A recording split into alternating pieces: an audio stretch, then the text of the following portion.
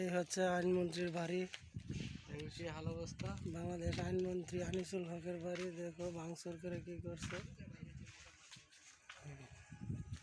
পর্যটক আছে, এখানে পর্যটক আছে, টিকিট লাগে 150।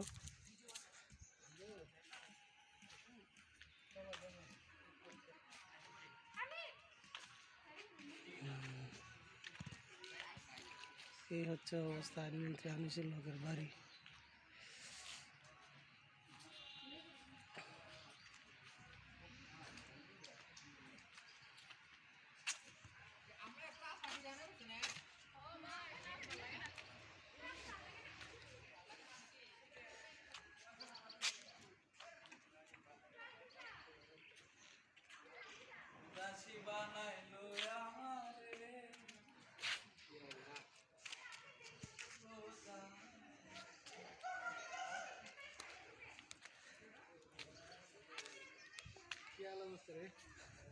কোথায় গেল পাওয়ার, কোথায় গেল কি, সব পুরা সরকার করে দিছে, ভাঙচুর করে সব শেষ।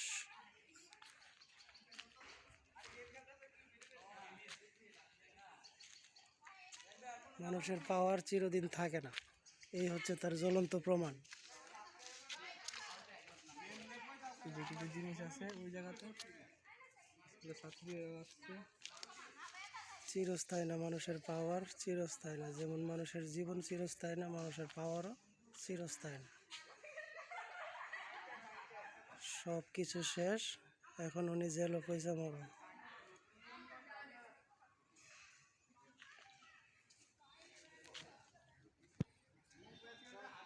দূর দূরান্ত থেকে দেখো স্কুল ছাত্রীরা আসছে।